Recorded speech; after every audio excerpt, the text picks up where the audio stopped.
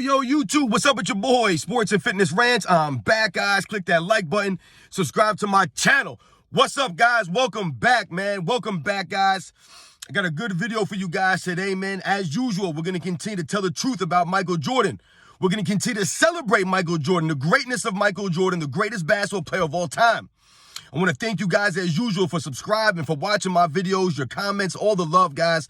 I appreciate that. And in this video, I'm going to talk real briefly about something that I've noticed that people are always saying about Michael Jordan. You know, guys, I did a video a little while back about how Michael Jordan had no weaknesses on the basketball court. However, I often hear people say that Michael Jordan couldn't shoot three-pointers, right? And they try to make that seem as if that's a weakness of Michael Jordan. Like, shooting three-pointers is an actual weakness. So we'll talk about that, guys, in this video. But as usual, you know what to do. Turn the volume up, hit that play button, and let's roll. So, yeah, guys, when I say that Michael Jordan has no weaknesses on the basketball court, that's exactly what I mean, and that's the truth. Michael Jordan had zero weakness on the basketball court, right? His game evolved to the point where he had no weaknesses, right? By his fifth, sixth year in the league, that was it. Michael Jordan, he evolved, his game developed. He had zero weaknesses, in my opinion, guys, and most people agree on that. However, you'll often hear people say that Michael Jordan couldn't shoot three-pointers, and they say this to knock Michael Jordan as if that was a weakness to his game, an actual three-point shooting. I really don't even understand how people can even say that three-point shooting is a weakness to anybody's game of that era in particular, if that wasn't your specialty, right? And what do I mean by that, guys? If you guys remember growing up in the 80s and the 90s, watching basketball at that time, three-point shooting was a niche aspect of the NBA. Right? There were specialists. Those were the kind of guys that shot three-pointers, right? Spot-up shooters, guys like that. It was a niche aspect of basketball. It wasn't, utilized, obviously, the way it is today. But many guys didn't take but one, two, maybe three three-point shots, attempts a game. Like I said, it was reserved for specialists, for pure shooters.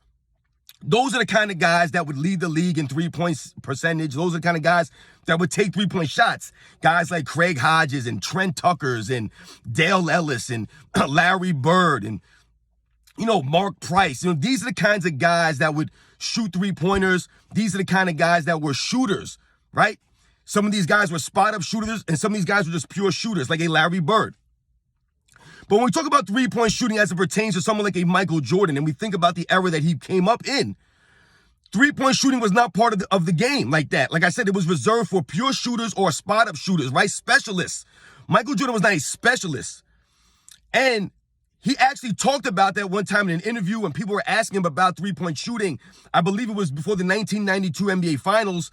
And they were talking about how Clyde Drexler would shoot more threes as opposed to Michael Jordan. That wasn't really part of his game. And he talked about how he didn't want to, hang out on the three-point line, and that took away from other aspects of his game. I told you guys, Michael Jordan was one of the most versatile offensive players in the history of the NBA, could score in a myriad of different ways, right? So why would he just, limit himself to three-point shooting? Like I said, it was a niche aspect of the NBA. No one really considered three-point shooting much of what a real scorer would do. These guys were averaging 25, 26, 27, 28, 29, 30 points a game without shooting three-pointers. Guys like George Gervin, guys like Alex English, guys like Adrian Dantley. These guys did not need three-pointers to score at a high level. And that's what Michael Jordan was, a scorer who did not need three-pointers to score the basketball, right? That's not the way the game was played. But if you look at Michael Jordan's career, and you look at his numbers shooting the three-pointer, you look at his attempts. In 1990, he had he averaged 3 attempts a game, and he shot about, 37%, I believe, that season from the three-point line, which is very, very good, very respectable, especially for that time. And then you look at his numbers in the 1993 season, I believe he took about a little bit over 3 attempts a game, and I believe he shot about 35 or 36% from the three-point range, which is pretty decent. So when you think about Michael Jordan shooting a three-point shot, I didn't talk about the years that they moved the three-point line in, because that's irrelevant. If you look at Michael Jordan's career, if he took at least 3 attempts a game, he was going to make at least one of those, right? He was going to make at least one of them, guys. If he took 3 attempts a game, he was going to make at least one, maybe a little bit more than one. He was going to shoot about 33 to 35% from the three-point line. That's just the way Michael Jordan was. If you look at his numbers, that's how he developed. And if you look at a 33 or 35% three-point percentage for that time, he would have finished in the top 15 at three-point percentage almost every single season. Guys were shooting 31, 30%, 32% from the three-point range, and they were in the top 20 in three-point percentage of that era. This is how the three-point percentage or the three-pointer was used then, guys. These guys weren't shooting a lot of threes, man. So, like I said, guys, you notice I did not talk about them moving the line in, because oftentimes people will try to use them moving the three-point line in to somehow knock Michael Jordan's shooting ability, which I don't understand, because we all know that Michael Jordan's a very good shooter. If you look at Michael Jordan's free throw percentage for his career, he shoots about 83% from the free throw line, which is very, very good. So that's usually how you can tell someone's a decent jump shooter, right? By their free throw percentage. Most good shooters will shoot in the 80s, the 90s from the free throw line. And Michael Jordan was just like that. When we think about Michael Jordan shooting a three-point shot, though, guys, like I said, I didn't talk about them moving the line in. However, if we think about them moving the three-point line in to 22 feet all around, right? The NBA three-pointer is 23 feet 9 inches at the top and 22 feet on the corners. So essentially what they did when they moved the line when they moved the line in, is they made it even all the way around, and even 22 feet all the way around. But the thing about Michael Jordan, if you guys remember, you think about Michael Jordan's game, is that Michael Jordan would often take a lot of long two-point attempts during his career, right? He was a great mid-range scorer, but he would take long twos. So when they moved the line in, that foot and a half, whatever it was, it didn't really change Michael Jordan's approach per se, because he would take long mid-range jumpers with regularity.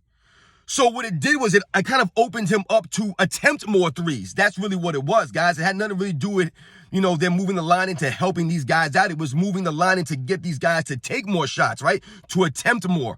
And for someone like a Michael Jordan, them moving the line in that extra foot and a half or whatever it was, it just fell right into his wheelhouse, because like I said, he would take long two-pointers on the regular. So Michael Jordan didn't have to change his approach. He just continued to play his game, and the three-point line fell in that.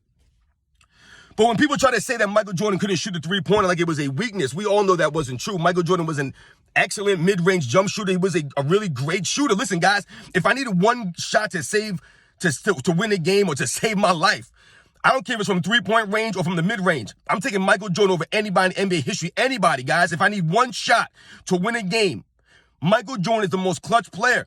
He's the best shooter in clutch time. He is. For me, I'm taking Michael Jordan. You guys can pick whoever you want. You can take Larry Bird or Steph Curry or this guy or that guy.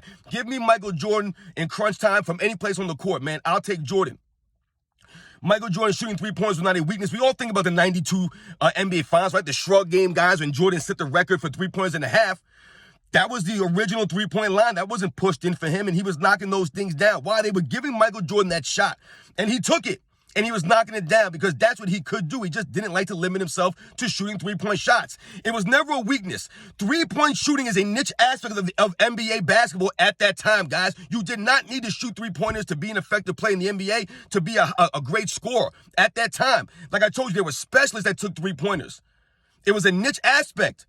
Think about this, guys. If you go to a street ball and you play pickup ball with your friends or whatever, right? You go to the street ball court, you play some ball or whatever, right? A lot of those courts don't even have three-point lines on them. Ain't no one counting three-pointers. Everything's ones, man. And when we think about the lines on street ball courts, a lot of those are college threes, man, or high school three-point shots. They're not NBA threes. So the three-point line is not really, important or impactful when you think about in the grand scheme of basketball, guys, in general. So for people to try to use it to knock Michael Jordan does not make any sense. Like I told you, Michael Jordan had zero weaknesses on the court, guys. Zero. Three-point shooting is not a weakness of Michael Jordan. It wasn't an aspect of his game that he needed to utilize. But like I said, if I needed a shot, Michael Jordan could make one. We all think about the three-pointer he made in the 97 finals, right? In the flu game, he made that three-pointer with like 20 or 10, 15 seconds left, whatever it was. Michael Jordan could make shots whenever it mattered. Didn't matter where it was on the court, guys. It didn't matter. There was no weaknesses to Michael Jordan's game. None.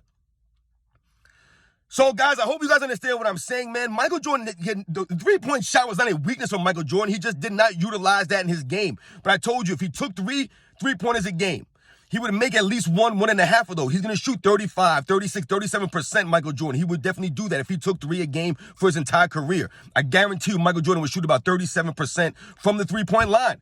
And if he wanted to work on that aspect of his game, we all know that Michael Jordan would master that aspect. He would master it, just like he mastered every other aspect of his game. That's the kind of player that he was. He didn't need a three-point shot. That wasn't really part of the NBA like that. It wasn't part of basketball. I told you it was a niche aspect for specialists, for pure shooters. The elite scorers of that era did not utilize the three-point shot, guys. They just didn't, man. Dominique Wilkins didn't shoot threes like that. They just didn't do to these guys, man.